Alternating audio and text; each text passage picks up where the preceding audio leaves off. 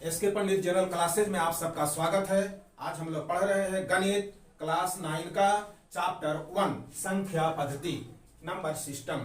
Number system इसलिए पढ़ रहे हैं क्योंकि नंबर के बिना किसी गणित की कल्पना हम लोग नहीं कर सकते हैं। पिछले कक्षाओं में हम लोग प्राकृत संख्याएं, पूर्ण संख्याएं, पूर्णांक और परिमेय संख्याओं के बारे में जानकारी प्राप्त किए थे। नेचुरल नंबर्स यानी प्राकृत संख्याओं से आप लोग पूर्ण परिचित हैं। 1 2 3 4 5 6 7 8 9 10 अनंत तक गिनते चले जाइए, वो प्राकृत संख्याएं हैं। गिनती की संख्याओं को प्राकृत संख्याएं कहते हैं। और उसमें एक जीरो आगे लगा दीजिए, शून्य से गिनती शुरू कर दीजिए तो होल नंबर्स हो जाता है, पूर्ण संख्याएं हो जाती हैं। इंटीजर्स के बारे में देखें, इंटीजर्स भी पढ़े थे, यानी पूर्णांक जो माइनस अनंत से शुरू होकर प्लस अनंत तक चली जाती है। यानी कि अगर हम -100 से चले तो -100, -99, -98, -97, -96, -95, -94, इस तरह से गिनती करते चले जाइए तो -5, -4, -3, -2, -1, 0, 1 2 3 4 5 6 डॉट प्लस माने अनंत तक चली जाएगी यह संख्या। तो एक इंटीजर्स है जो धनात्मक पूर्णांक और ऋणात्मक पूर्णांक में विभाजित है। माने कि माइनस वाली जितनी भी संख्याएं हैं जो पूर्ण रहती है वो है ऋणात्मक पूर्णांक और प्लस वाली संख्याएं वो धनात्मक पूर्णांक। लेकिन अगर जो पूर्ण नहीं है यानी कि जो दशमलव में है या 1/2, 2/3 या p/q के रूप में है, उस संख्याओं को हम लोग परिमेय संख्याएं कहते हैं और इसी के बारे में आज हम लोग डिटेल में पढ़ेंगे। तो चलिए परिमेय संख्याओं के बारे में हम लोग पूरी तरह जानकारी प्राप्त करते हैं आगे। तो परिमेय संख्याओं को p/q के रूप में लिखते हैं, यानी p/q के रूप वाली संख्याओं को हम परिमेय संख्या कहते हैं। जहां q is not equal to 0, q कभी 0 नहीं होगा, अर्थात जो डिनोमिनेटर है वो शून्य नहीं होनी चाहिए।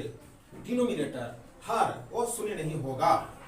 p और q पूर्णांक होंगे, p और q पूर्णांक होंगे, माने पूर्णांक में सभी संख्याएं आ जाती हैं, यानी कि नेचुरल नंबर और होल नंबर दोनों वो सभी आ जाती है। तो ये देखिए p/q को p/q माने कि 1/2, 2/3, 3/4 ये सब परिमेय संख्याएं हैं। तो क्या 0 1 2 3 4 5 ये परिमेय संख्याएं नहीं है? ये भी है, क्योंकि इनको भी हम p/q के रूप में लिख सकते हैं। 1 को हम 1/1 लिख सकते हैं, 2 को 2/1 लिख सकते हैं, 3 को हम 3/1 लिख सकते हैं। तो ये भी परिमेय संख्याएं हैं। ये -5, -5, -4, -3, -2, -1 ये भी परिमेय संख्याएं हैं, क्योंकि इन सब के हम इस तरह से -5/1 के रूप में लिख सकते हैं, p/q के रूप में लिख सकते हैं। ये भी परिमेय संख्याएं हैं।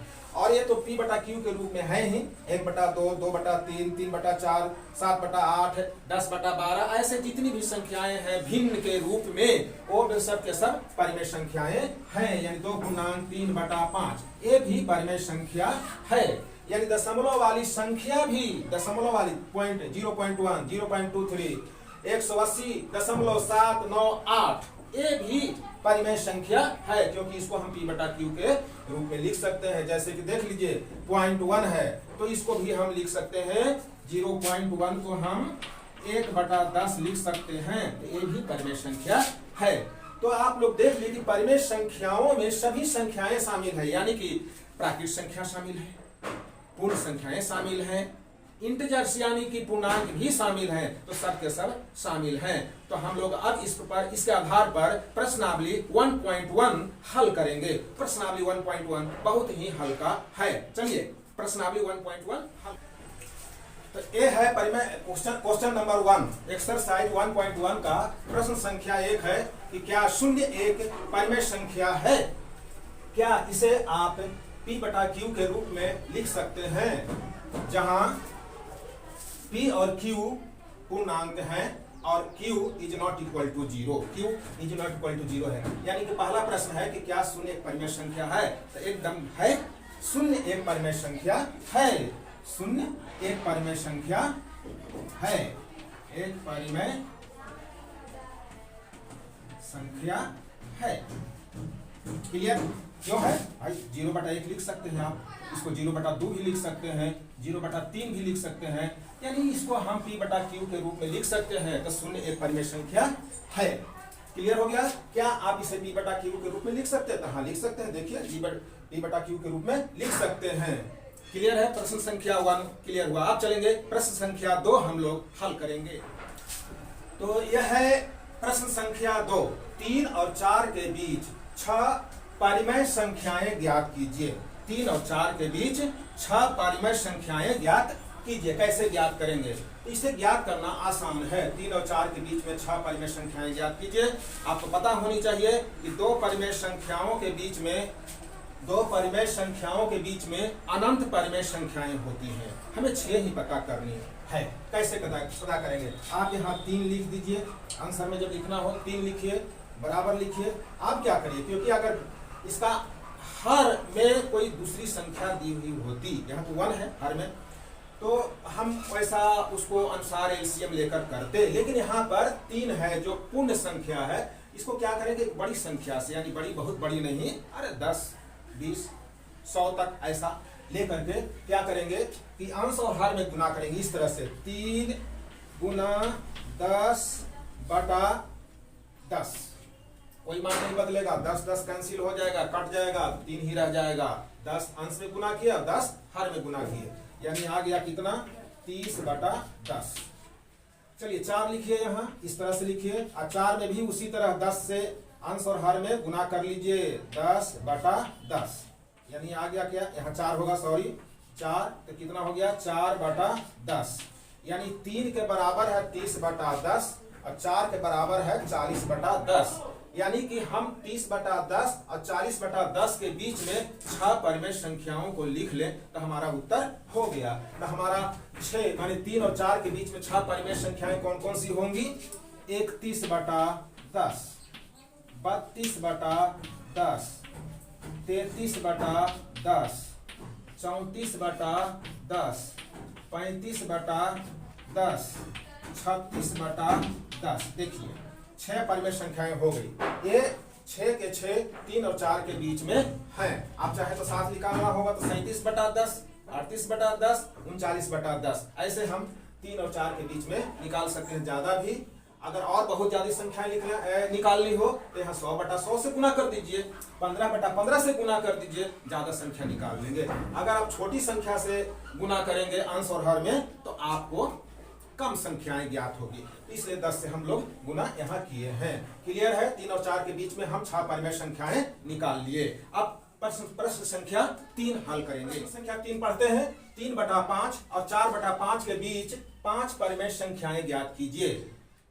3 बटा 5 और 4 बटा 5 के बीच, मैंने पहले वाली प्रश्न में बताया था कि 3 और 4 के बीच में, 3 और 4 के बीच में हर नहीं है, मैंने 1 था, इसलिए हम कोई बड़ी संख्या से यानी 10 20 से ऊपर नीचे गुना किए थे अंश और हर में। अब यहाँ तो दिया हुआ है, हर में यहाँ 5 दिया हुआ है, तो इसमें भी उसी प्रकार से हम लोग करेंगे। 5 परिमेय संख्याएं ज्ञात करनी है तो कोई एक संख्या चुन लीजिए। यानी इस तरह लिखिए 3 बटा 5 बराबर, यहाँ लिखिए 3 बटा 5 में अंश और हर में एक गुना कर लें। कितना से कर लें? 10 से ही करिए।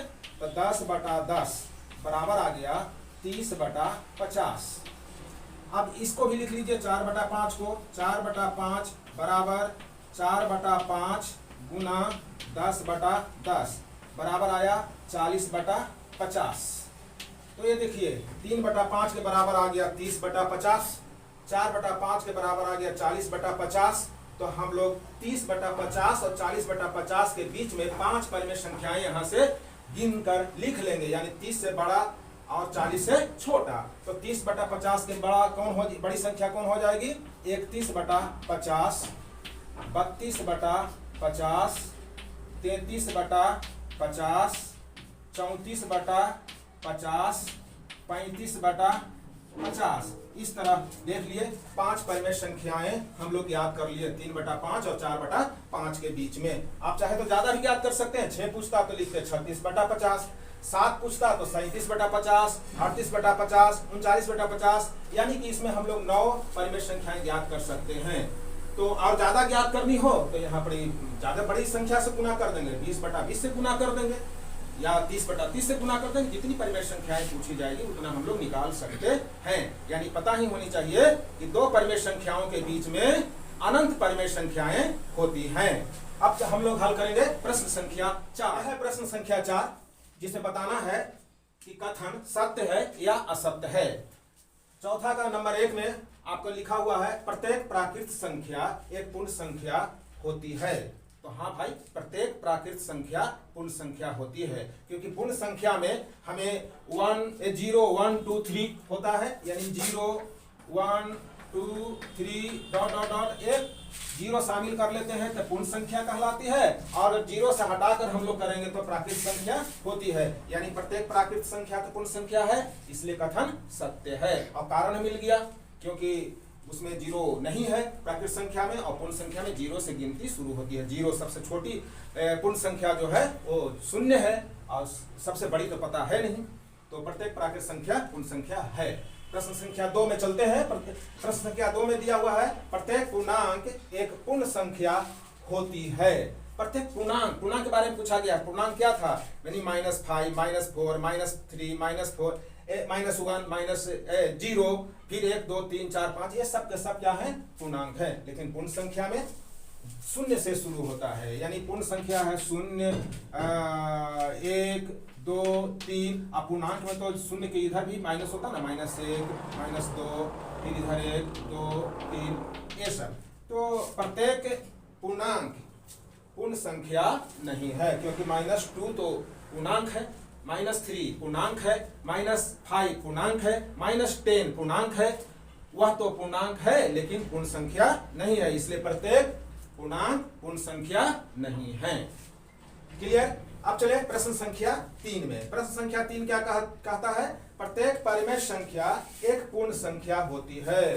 तो ये भी भाई कथन असत्य है, क्योंकि परिमेय संख्या जो है सो प्रत्येक परिमेय संख्या पूर्ण संख्या नहीं होती है। 1/2 परिमेय संख्या है, लेकिन 1/2 पूर्ण संख्या नहीं है। 3/4 परिमेय संख्या है, लेकिन 3/4 पूर्ण संख्या नहीं है, इसलिए प्रत्येक परिमेय संख्या पूर्ण संख्या नहीं है। तो बच्चों, आशा है कि आपको अच्छी तरह यह चैप्टर समझ में आया होगा। अगले वीडियो में हम लोग पढ़ेंगे, अगली कक्षा में हम लोग अगला एक्सरसाइज हल करेंगे। धन्यवाद।